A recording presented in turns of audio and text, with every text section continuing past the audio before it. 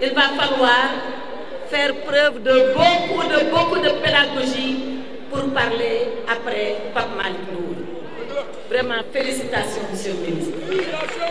Cela dit, je voudrais qu'on sache quel est le format de cette sortie publique. Certains ont dit qu'elle a été organisée par l'APR. Mais vous allez constater les personnalités qui sont là au Présidium. Vous verrez le ministre Mamadou Talla. Vous verrez le ministre Mansour Faye. Vous verrez le ministre Moussa Baldé. Vous verrez le ministre d'État Mbaye Ndiaye. Vous verrez le ministre Aliou Ndoye. Bien évidemment le premier ministre Sidiki Kaba. Le ministre Pape Malick Ndour. Vous verrez le ministre El Hadj Marioum. Vous verrez le ministre Abdoulaye Seydou Sow. Vous allez voir le groupe parlementaire Takku Wallu Sénégal, l'honorable député Farba Ngom,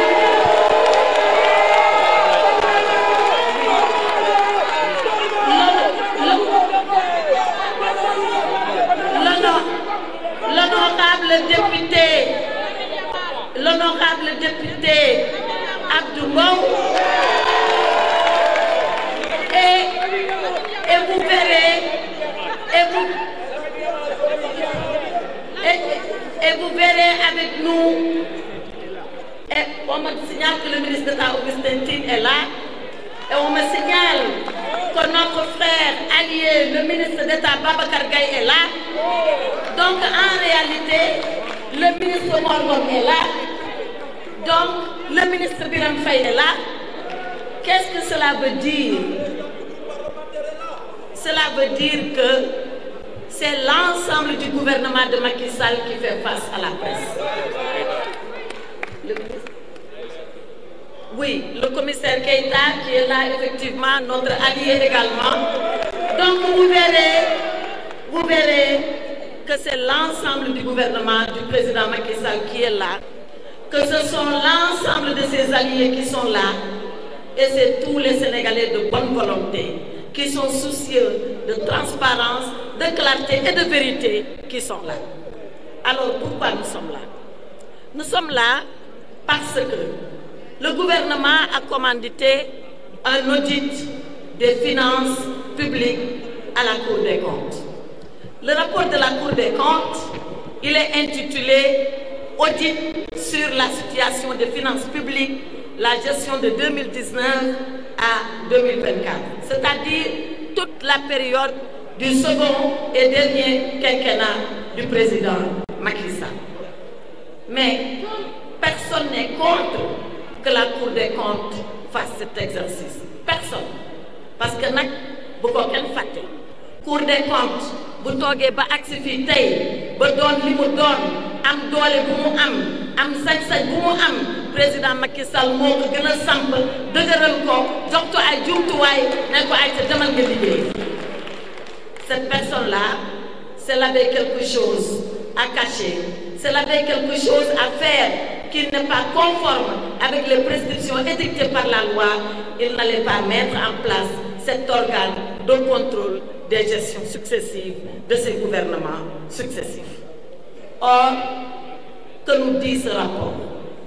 Et notre excellent collègue Pape Malick Ndour l'a dit.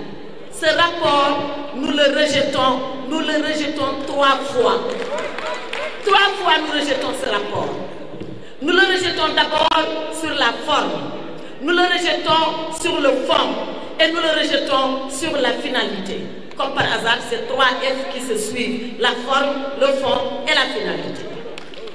Sur la forme de ce rapport, Pape Malick Ndour l'a dit. Mais nous, on sait comment les audits se passent. Pour auditer quelqu'un, on fait l'exercice. Une fois qu'on a fini, on dit à la personne auditée, voilà ce que j'ai trouvé. Qu'est-ce que tu en penses? Et la personne fait ses observations. Et une fois que la personne a fait ses observations, la Cour des comptes sort son rapport définitif.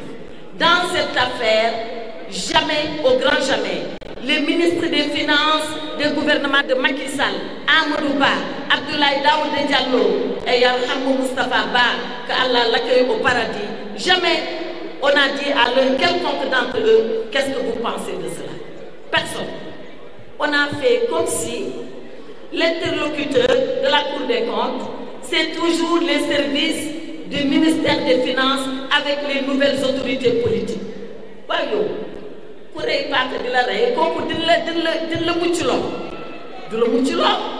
Donc, le principe du contradictoire a été violé et de façon flagrante par la Cour des comptes. Ce n'est pas ce qu'on peut appeler un audit. Toujours sur la forme. Moi, j'ai été étonnée parce que quand le rapport, on l'a eu, moi, j'ai tiré un document physique. Vous ne verrez aucune signature dans ce rapport. Qui a signé ce rapport? Qui a fait ce rapport? On nous a dit la Cour des comptes, d'accord? On nous a dit la Chambre budgétaire administrative, d'accord? Mais qui là-bas? Qui? Il y a ici le nom du président. C'est là dans le rapport. Et le président, il s'appelle Bakou. Mais Bakoum n'a jamais signé ce rapport. Il ne l'a jamais signé. Où est le rapport signé par Bakoum? Qu'on nous le donne. Au moins que ce rapport ait un auteur. Mesdames, nous avons défini de ragal ko assumé. Ragal ko assumé. Man de bo xé dara dina ko signé. Ma xamni li man mako def li motax ma def ko te ma signé ko ñep xamni man la. Donc sur la forme, voilà les 2 lacunes et graves lacunes de ce rapport. On ne sait pas qui a fait ce rapport, on ne sait pas qui l'a signé, qui revendique la paternité de ce rapport, paternité juridique, je veux dire, et on n'a pas respecté le principe du contradictoire. Si c'est ça un audit, il y a meilleur et il y a mieux que cela. Mais ce n'est pas seulement ça. Je vous avais dit qu'on rejette ce rapport sur la forme et qu'on va le rejeter aussi sur le fond. Sur le fond, la chose pour moi la plus grave, mais vraiment la plus grave, c'est que la Cour des comptes, elle vient auditer la gestion ou les gestions de 2019 à 2024. Mais qu'est-ce qu'elle audite, la Cour des comptes? Qu'est-ce qu'elle fait? Elle le dit elle-même, c'est à la page 8 de son rapport.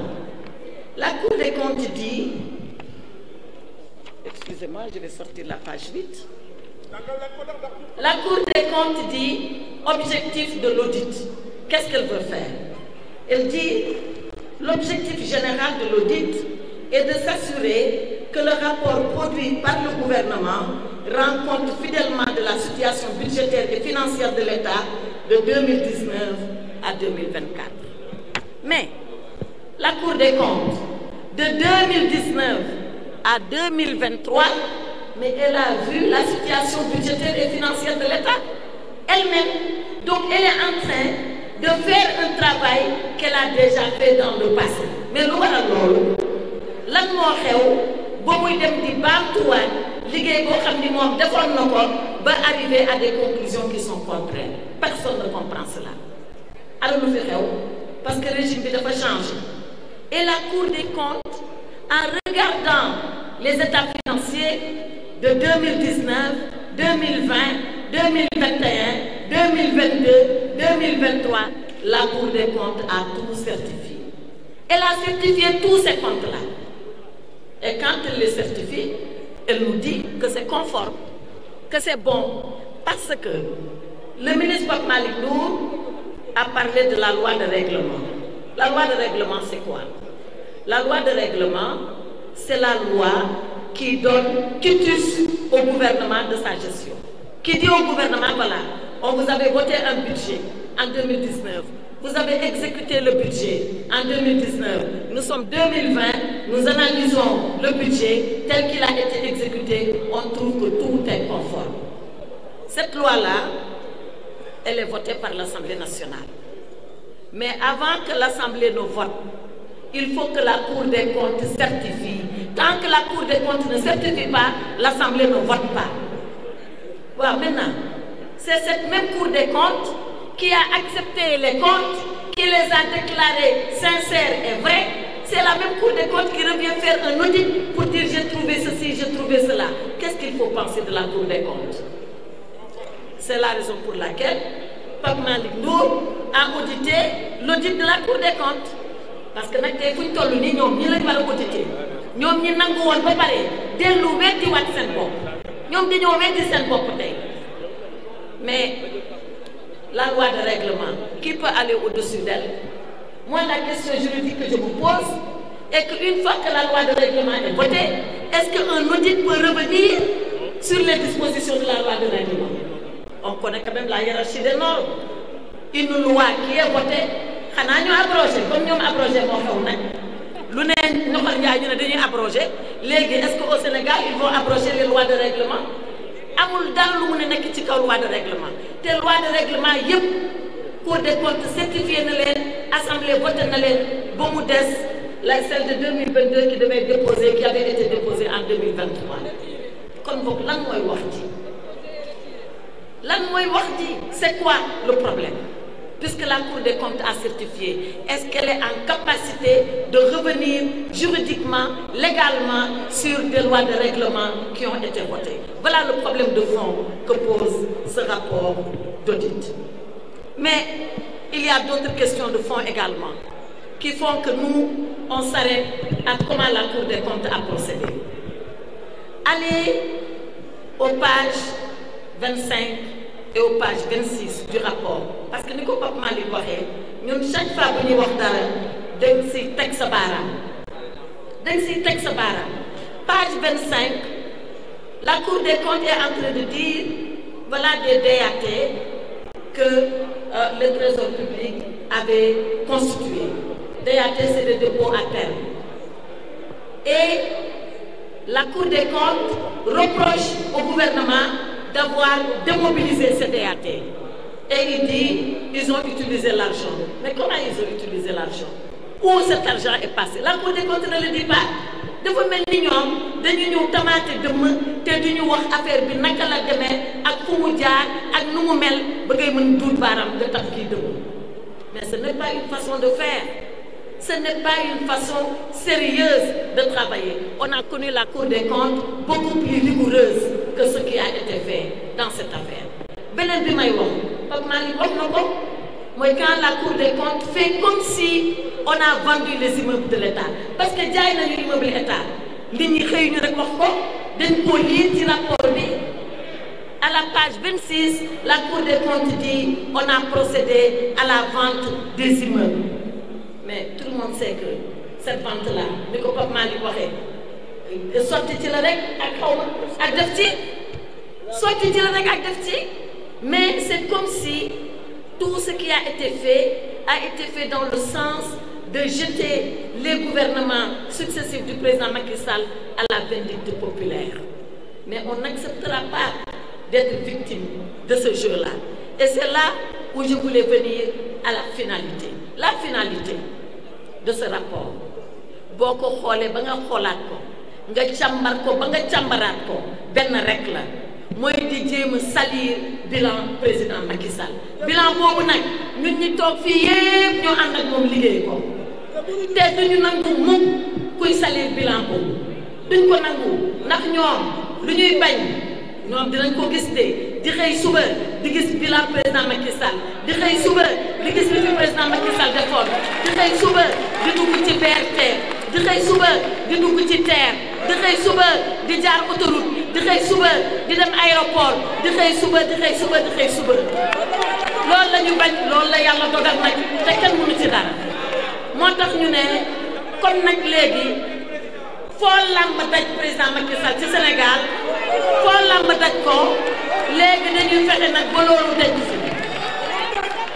looloo tax nag ils ont voulu profiter de ce contexte difficile parce que nag réew mi metti na de ku wax nag ak ku noppi xam nga ni réew mi metti na te it ñu ngay waajal ñun en tout cas ñu ngay waajal pour les musulmans ñu ngay waajal Ramadan te ku ne xam na période bu metti la te loolu yëpp ñu xam ne mu ngi jub si ñu ne nañ am lu ñu sànni nit ñi ñu jàpp ci di ko ŋawtee ba ñun ñu may ñu jàpp.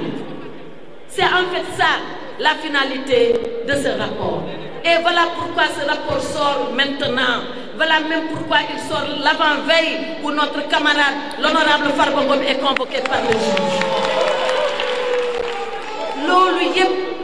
loolu yëpp ñun xam nañ ko xam nga problème bi lan la ñun xam nañ nguur xam nañ opposition ñoom bu dee xam nañ opposition ñu ngi soog a di bëgg a xam nguur nañ jàng te noppi ndax jàng nag àndul ak ay wax àndul ak ay coow ndax coow li la finalité pour en revenir que dans ce contexte difficile ils ont eu le prétexte de sortir un texte aux allures de réquisitoire contre le régime de Macky Sall, mais le réquisitoire il va s'effondrer aussi rapidement que les accusations sont gratuites. C'est parce que l'accusation elle est gratuite que le réquisitoire va s'effondrer. Et le ministre Pape Malick l'a dit, waa léegi on va inventer un délit sans délinquant. Ils vont dire il y a des délits mais il n'y a pas de délinquant. Ana délinquant yi fii amul fenn fu ñu ko tudd.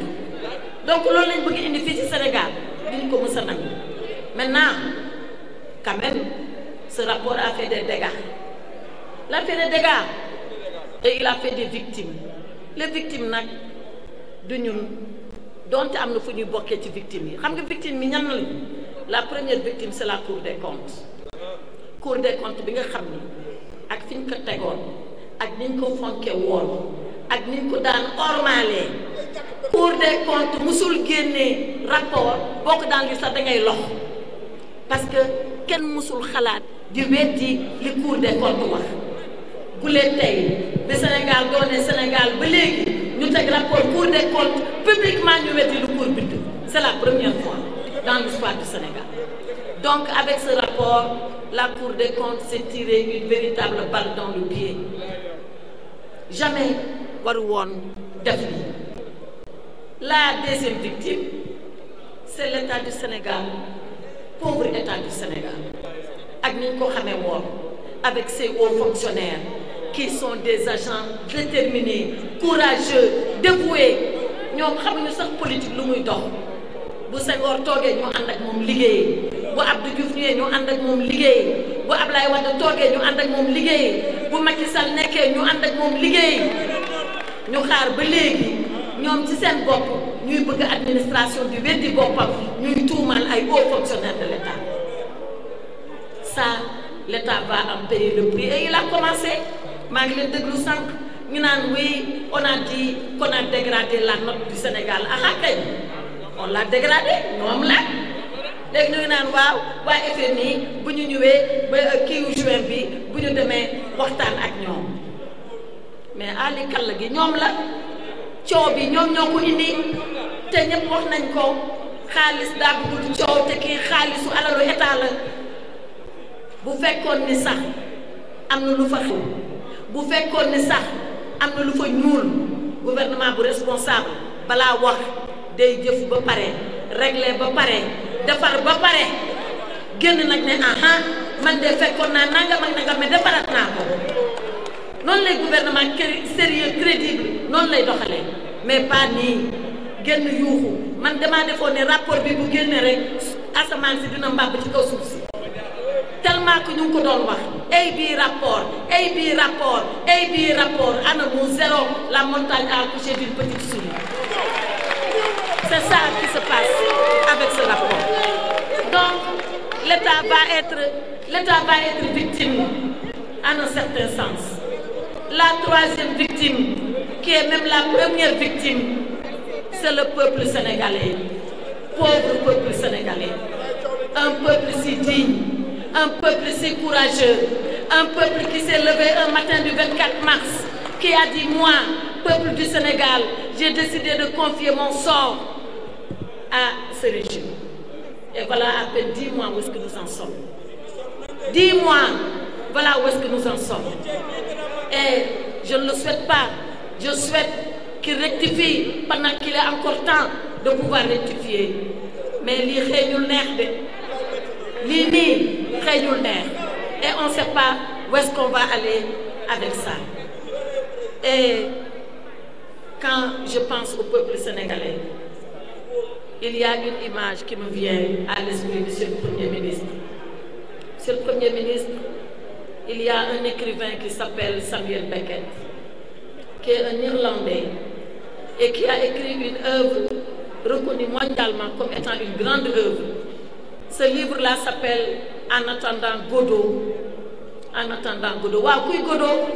Godot mooy koo xam ni dañ ko doon xaar ko mu defar lépp, xaar ko ci lépp, laaj yaakaar ko ci lu ne ñu toog di xaar Godot, ñu toog di xaar Godot, ñu toog di xaar Godot ba tey Godot dikkul, Godot defarul, Godot waxul.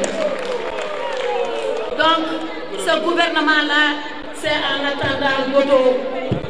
C'est en attendant Godot. Ndegam gouvernement en attendant Godot nag yàlla nañu yàlla may xolu muñ. Yàlla nañu ko yàlla may de. Yàlla nañu yàlla may xolu muñ. Ñu xam nag lii feem ñu ngi fii ñoom ci nii rek la ñuy nekkee mais nag loolu yépp bu amee dafa am loo xam ne nag duñ ko mës a nangu mooy président Macky Sall liggéey bu mucc ayib bii qu'il fait ce bilan extraordinaire à la tête du Sénégal et nous sommes témoins, nous qui étions avec lui tous les jours de la semaine, voir comment il a géré le destin de ce pays, voir comment avec efficacité, avec son tempérament et sa qualité d'ingénieur. L'ingénieur, c'est celui qui cherche réponse à toutes les difficultés. L'ingénieur, c'est celui qui apporte la solution à tous les problèmes. Et Macky Sall est un ingénieur à la tête du Sénégal. Loolu nag lañ bëgg nag mu dañ fii du fi mës a dañ lii mu def dafa dugg taarixu Sénégal kenn mënu koo génne. J'avais dit à Podor quand le président Macky Sall était venu à l'époque lancer encore ces grands travaux de désenclavement de l'île à Morphée. Je lui ai dit, Monsieur le Président, vous êtes l'homme à la parole rare et aux actes incontestables. Vous êtes l'homme à la parole rare et aux actes incontestables. Macky Sall restera cet homme à la parole rare. Ku ko xaar ci wax di nga xàtte parce que juróom sa topp. Mais c'est l'homme aux actes incontestables. Moo tax ma ni chaque matin du monde, ils verront le BRT, ils verront le TER, ils verront l'aéroport, ils verront les autoroutes à péage, ils verront les autoroutes. Chaque matin du monde, ils verront Macky Sall, ils rencontreront Macky Sall et ce n'est pas des rapports qui vont remettre la